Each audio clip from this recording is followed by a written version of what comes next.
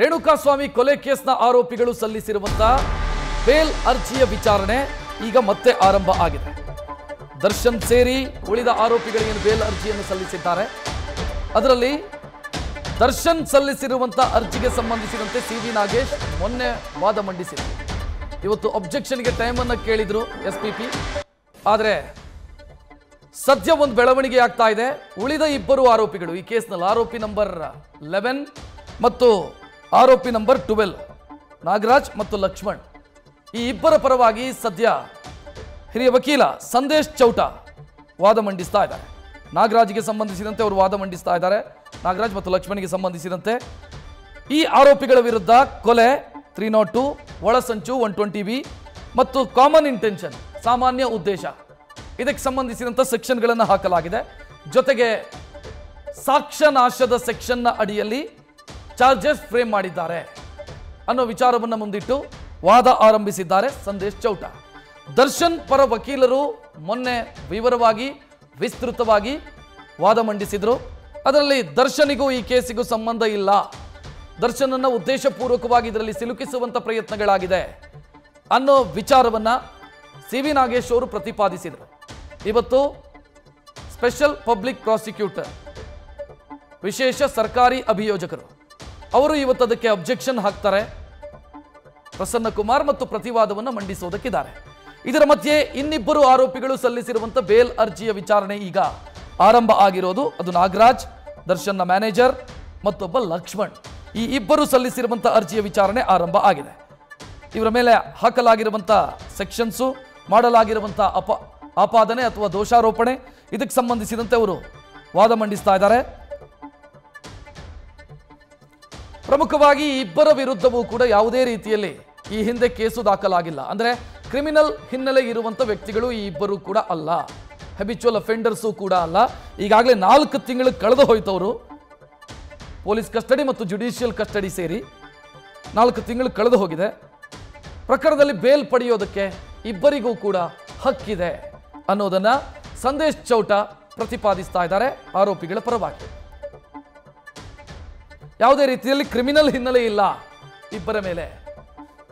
ನಾಗರಾಜ್ ಮತ್ತು ಲಕ್ಷ್ಮಣ್ ಪಾತ್ರದ ಬಗ್ಗೆ ಪೊಲೀಸರು ಏನು ಚಾರ್ಜಸ್ ಫ್ರೇಮ್ ಮಾಡಿದ್ದಾರೆ ಅದರಲ್ಲಿ ಇರುವಂಥ ಉಲ್ಲೇಖ ಕಾಮನ್ ಇಂಟೆನ್ಷನ್ ಸಾಮಾನ್ಯ ಉದ್ದೇಶ, ರೇಣುಕಾಸ್ವಾಮಿಯ ಕೊಲೆ ಮಾಡಬೇಕು ಅನ್ನುವಂಥ ಉದ್ದೇಶದಿಂದ ಇವರೆಲ್ಲರೂ ಕೂಡ ಅಕ್ರಮ ಕೂಟ ಕಟ್ಟಿಕೊಂಡು ಒಳಸಂಚನ್ನು ರೂಪಿಸಿ ಕೊಲೆ ಮಾಡಿ ಆ ನಂತರ ಸಾಕ್ಷ್ಯ ನಾಶವನ್ನು ಮಾಡಿದ್ದಾರೆ. ಇದರಲ್ಲಿ ನಾಗರಾಜ್ ಮತ್ತು ಲಕ್ಷ್ಮಣ್ ಕೂಡ ಭಾಗಿಯಾಗಿದ್ದಾರೆ ಅನ್ನೋದನ್ನ ಪೊಲೀಸರು ಚಾರ್ಜ್ ಶೀಟಲ್ಲಿ ಉಲ್ಲೇಖಿಸಿದ್ದಾರೆ.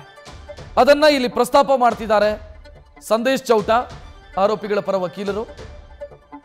ಇಬ್ಬರ ವಿಚಾರಕ್ಕೆ ಸಂಬಂಧಿಸಿದಂತೆ 4 ತಿಂಗಳು ಇಬ್ಬರು ಕೂಡ ಕಸ್ಟಡಿಯಲ್ಲಿದ್ದಾರೆ. 4 ತಿಂಗಳಿಂದ ಪ್ರಕರಣದ ತನಿಖೆ ಮುಕ್ತಾಯ ಆಗಿದೆ, ಚಾರ್ಜ್ ಶೀಟ್ ಫ್ರೇಮ್ ಆಗಿದೆ ಅಥವಾ ಚಾರ್ಜ್ ಶೀಟ್ ಸಲ್ಲಿಕೆಯಾಗಿದೆ. ಈ ಹಂತದಲ್ಲಿ ಬೇಲ್ ಪಡ್ಕೊಳ್ಳೋದಕ್ಕೆ ಇಬ್ಬರಿಗೂ ಕೂಡ ಹಕ್ಕಿದೆ ಅನ್ನೋದನ್ನು ಅವರು ಪ್ರತಿಪಾದಿಸ್ತಾ ಇರೋದು.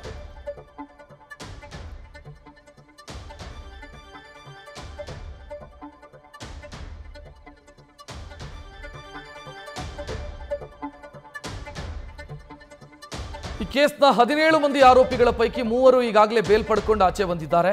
Pavithra Gowda bale application move ಮಾಡಿದ್ದಾರೆ. A1, A2 ದರ್ಶನ್ ಅವರ ಬೇಲ್ ಅರ್ಜಿಗೆ ಸಂಬಂಧಿಸಿದಂತೆ ವಿವರವಾದಂಥ ವಾದವನ್ನ ನ್ಯಾಯಾಲಯ ಆಲಿಸಿದೆ.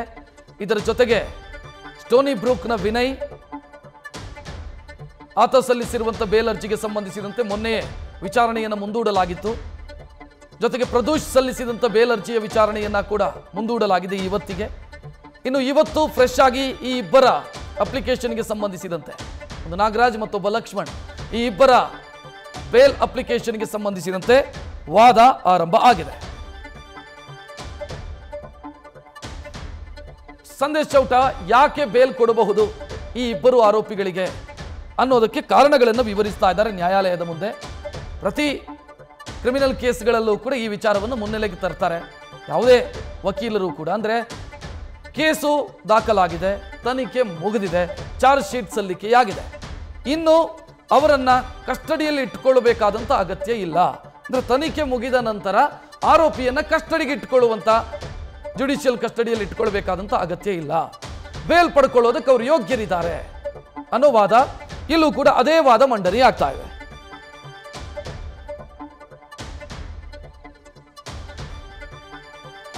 ಚಾರ್ಜ್ ಶೀಟ್ ಸಲ್ಲಿಕೆಯಾದ ನಂತರ ಮತ್ತೆ ಯಾವುದೇ ರೀತಿಯಲ್ಲಿ ಪ್ರಕರಣದ ಮೇಲೆ ಪರಿಣಾಮವನ್ನು ಬೀರೋದು, ಸಾಕ್ಷ್ಯಗಳನ್ನು ನಾಶ ಮಾಡುವಂತ ಪ್ರಯತ್ನ ಮಾಡೋದು ಇಂಥದ್ದಾಗತ್ತೆ ಅನ್ನೋ ಅಬ್ಜೆಕ್ಷನ್ ಅನ್ನ ಆ ಕಡೆಯಿಂದ ಪ್ರಾಸಿಕ್ಯೂಷನ್ ಕಡೆಯಿಂದ ಮಾಡಲಾಗುತ್ತೆ. ಈ ಕಡೆಯಿಂದ ತನಿಖೆ ಮುಗಿದಿರೋದ್ರಿಂದ, ಚಾರ್ಜ್ ಶೀಟ್ ಸಲ್ಲಿಕೆಯಾಗಿರೋದ್ರಿಂದ ಅವರನ್ನ ಕಸ್ಟಡಿಯಲ್ಲಿ ಇಟ್ಕೊಳ್ಬೇಕಾದಂಥ, ಜುಡಿಷಿಯಲ್ ಕಸ್ಟಡಿ ಅಥವಾ ಜೈಲಲ್ಲಿ ಇಟ್ಕೊಳ್ಬೇಕಾದಂಥ ಅಗತ್ಯ ಇಲ್ಲ. ಅವರನ್ನ ಬೇಲ್ ಕೊಡಬಹುದು. ಅವರಿಗೆ ಬೇಲ್ ಅನ್ನೋದು ಒಬ್ಬ ವಿಚಾರಣಾಧೀನ ಕೈದಿಯ ಹಕ್ಕು ಅನ್ನೋ ವಿಚಾರ ಇದನ್ನ ಪ್ರಸ್ತಾಪಿಸಲಾಗ್ತಾ ಇದೆ.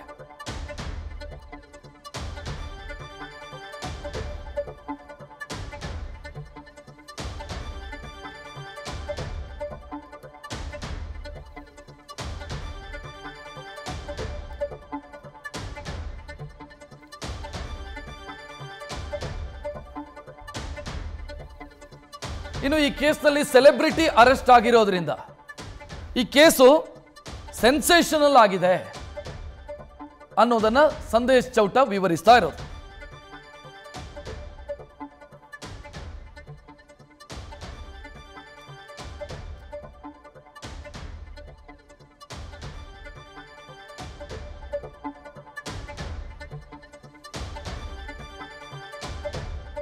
ಇಬ್ಬರು ಆರೋಪಿಗಳಿಗೆ ಯಾಕೆ ಬೇಲ್ ಕೊಡಬಹುದು ಅನ್ನೋ ವಿಚಾರಕ್ಕೆ ಸಂಬಂಧಿಸಿದಂತೆ ಆ ಇಬ್ಬರು ಆರೋಪಿಗಳ ಪರ ವಕೀಲರು ಪ್ರಸ್ತಾಪ ಮಾಡ್ತಾ ಇರೋದು ಅಥವಾ ನ್ಯಾಯಾಲಯದ ಮನವರಿಕೆ ಮಾಡಿಕೊಡುವಂಥ ಪ್ರಯತ್ನವನ್ನು ಮಾಡ್ತಾ ಇರೋದು ಒಂದೇ ವಿಚಾರ. ಅದು ಯಾವುದು ಅಂತಂದರೆ, ಪ್ರಕರಣದ ತನಿಖೆ ಮುಕ್ತಾಯ ಆಗಿದೆ, ಚಾರ್ಜ್ ಶೀಟ್ ಸಲ್ಲಿಕೆಯಾಗಿದೆ ಮತ್ತು ಬೇಲ್ ಪಡ್ಕೊಳ್ಳೋದಕ್ಕೆ ಈ ಇಬ್ಬರು ಆರೋಪಿಗಳು ಕೂಡ ಯೋಗ್ಯರಿದ್ದಾರೆ. ಬೇಲ್ ಪಡ್ಕೊಳ್ಳೋದಕ್ಕೆ ಅವರಿಗೆ ಅವಕಾಶ ಇದೆ, ಹಕ್ಕಿದೆ. ಅದನ್ನು ಪರಿಗಣಿಸಿ ನನ್ನ ಕಕ್ಷಿದಾರರಿಗೆ ಬೇಲ್ ಕೊಡಿ, ಬೇಲ್ ಮಂಜೂರು ಮಾಡಿ ಅನ್ನೋ ವಾದವನ್ನು ಸಂದೇಶ್ ಚೌಟ ಮಾಡ್ತಿದ್ದಾರೆ.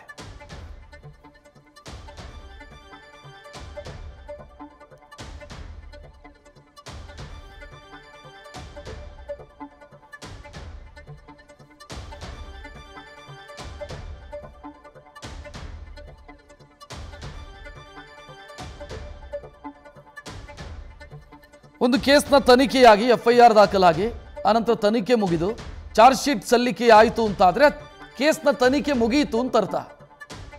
ತನಿಖೆ ಮುಗಿದ ನಂತರ ಮುಂದಕ್ಕಿರೋದು ಟ್ರಯಲ್ ಹಂತ. ಅಂದರೆ ಆರೋಪಿಗಳು ಈ ಚಾರ್ಜ್ ಶೀಟಲ್ಲಿ ಯಾರಿಗೆ ಆರೋಪವನ್ನು, ದೋಷಾರೋಪಣೆಯನ್ನು ಹೊರಿಸಲಾಗಿದೆಯೋ ಅವರು ತಪ್ಪು ಮಾಡಿದ್ದಾರೋ ಇಲ್ಲವೋ, ಇದು ಟ್ರಯಲ್ ಹಂತದಲ್ಲಿ ವಾದ ಪ್ರತಿವಾದ ಆಲಿಸಿದ ನಂತರ ನ್ಯಾಯಾಲಯ ತೀರ್ಪು ಕೊಡಬೇಕು. ಒಂದು ವೇಳೆ ತಪ್ಪಿತಸ್ಥರು ಅಂತಾದರೆ ಅವರಿಗೆ ಶಿಕ್ಷೆಯ ಪ್ರಮಾಣ ಪ್ರಕಟ ಆಗುತ್ತೆ. ಜೀವಾವಧಿನೋ ಇನ್ನೊಂದು 5 ವರ್ಷನೋ 10 ವರ್ಷನೋ ಅವರಿಗೆ ಶಿಕ್ಷೆಯ ಪ್ರಮಾಣ ಪ್ರಕಟ ಆಗುತ್ತೆ ಅವರವರ ಆರೋಪದ ತೀವ್ರತೆಯ ಮೇಲೆ. ಬಟ್ ಈ ಹಂತದಲ್ಲಿ ಟ್ರಯಲ್ ಇನ್ನೂ ಸ್ಟಾರ್ಟ್ ಆಗಿಲ್ಲ. ಒಂದು, ಎರಡನೆಯದ್ದು ತನಿಖೆ ಮುಕ್ತಾಯ ಆಗಿದೆ. ಈ ಹಂತದಲ್ಲಿ ಅವರನ್ನ ಜುಡಿಷಿಯಲ್ ಕಸ್ಟಡಿ ಅಂದರೆ ಜೈಲಲ್ಲಿ ಇಟ್ಕೊಳ್ಬೇಕಾದಂಥ ಅಗತ್ಯ ಇಲ್ಲ ಅನ್ನೋದನ್ನ ಸಂದೇಶ್ ಚೌಟ ಪ್ರತಿಪಾದಿಸ್ತಾ ಇದ್ದಾರೆ. ಅದೇ ವಿಚಾರವನ್ನು ಅವರು ನ್ಯಾಯಾಲಯದ ಮುಂದೆ ಪ್ರಸ್ತಾಪಿಸ್ತಾ ಇದ್ದಾರೆ.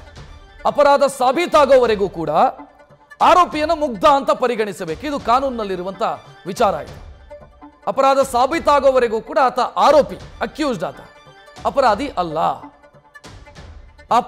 ಅಪರಾಧ ಪ್ರೂವ್ ಆಗೋವರೆಗೂ ಕೂಡ ಆತನನ್ನ ಮುಗ್ಧ ಅಂತಾನೆ ಪರಿಗಣಿಸಬೇಕು ಅನ್ನೋದನ್ನು ಅವರು ವಿವರಿಸ್ತಾ ಇದ್ದಾರೆ.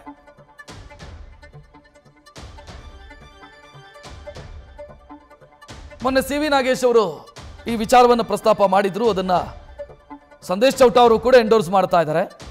Bail is rule, jail is exceptional ಅನ್ನೋ ವಿಚಾರ. ಪ್ರಕರಣದಲ್ಲಿ ಬೇಲ್ ಕೊಡುವಾಗ ಆರೋಪಿಯ ವಿರುದ್ಧ ಪೂರ್ವಾಗ್ರಹ ಇರಬಾರದು.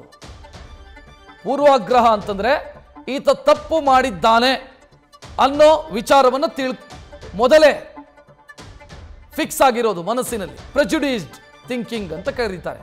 ಸೊ ಪೂರ್ವಾಗ್ರಹ ಇರಬಾರದು. ಈತನೇ ತಪ್ಪು ಮಾಡಿರಬಹುದು, ಈತ ತಪ್ಪು ಮಾಡಿದ್ದಾನೆ ಎನ್ನುವಂಥ ಪೂರ್ವಾಗ್ರಹ ಇರಬಾರದು ಬೇಲ್ ಮಂಜೂರು ಮಾಡುವಾಗ. ಸೊ ಅಲ್ಲಿಗೆ ಅವರ ಪಾಯಿಂಟ್ ಆಫ್ ಆರ್ಗ್ಯುಮೆಂಟ್ ಇಷ್ಟೇ. ತನಿಖೆ, ಕೇಸು ದಾಖಲಾಗಿದೆ, ತನಿಖೆ ಮುಗ್ದಿದೆ, ಚಾರ್ಜ್ ಶೀಟ್ ಸಲ್ಲಿಕೆಯಾಗಿದೆ. ಚಾರ್ಜ್ ಶೀಟ್ ಸಲ್ಲಿಕೆ ಆಯಿತು ಅಂತಂದರೆ ತನಿಖೆ ಸಂಪನ್ನ ಅಂತ ಲೆಕ್ಕ, ತನಿಖೆ ಮುಕ್ತಾಯ ಅಂತ ಲೆಕ್ಕ. ತನಿಖೆ ಮುಕ್ತಾಯ ಆದ ನಂತರ ವಿಚಾರಣಾಧೀನ ಕೈದಿಯಾಗಿ ಇರುವಂತ ಆರೋಪಿಯನ್ನ ಆತನಿಗೆ ಬೇಲ್ ಪಡೆಯೋದು ಆತನ ಹಕ್ಕದು. ಸೊ ಅದನ್ನು ಪರಿಗಣಿಸಿ ಇವರಿಗೆ ಬೇಲ್ ಮಂಜೂರು ಮಾಡಿ ಅಂತ ಸಂದೇಶ್ ಚೌಟ ವಾದಿಸ್ತಾ ಇದ್ದಾರೆ.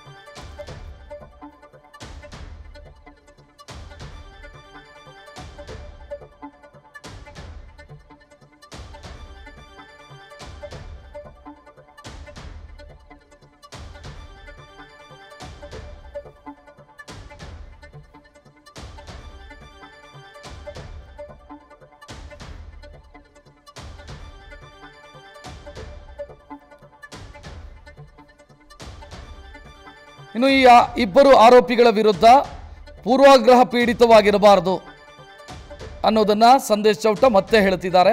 ಮೀಡಿಯಾ ಟ್ರಯಲ್ ಅಲ್ಲಿ ಆಗಿದೆ ಈ ಕೇಸಲ್ಲಿ. FIR ಇಂದ ಇಲ್ಲಿಯವರೆಗೆ FIR ನಿಂದ post mortem report, charge sheet ಇದೆಲ್ಲವೂ ಕೂಡ ಮಾಧ್ಯಮಗಳಲ್ಲಿ ಬಂದಿದೆ ಅನ್ನೋದನ್ನು ಅವರು ಪ್ರಸ್ತಾಪಿಸ್ತಾ ಇರೋದು.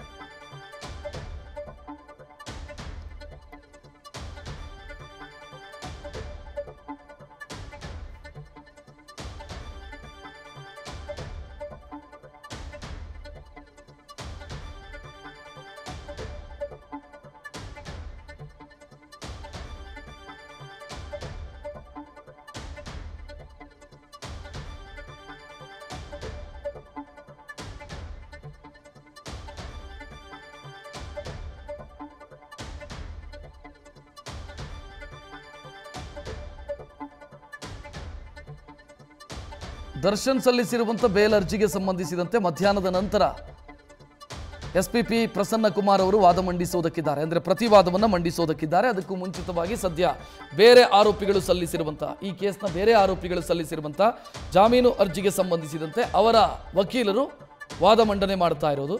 ಯಾಕಾಗಿ ಇವರಿಗೆ ಬೇಲ್ ಕೊಡಬಹುದು ಅನ್ನೋದನ್ನು ನ್ಯಾಯಾಲಯಕ್ಕೆ ಮನವರಿಕೆ ಮಾಡಿಕೊಡುವಂಥ ಕೆಲಸವನ್ನು ಮಾಡಲಾಗ್ತಾ ಇದೆ.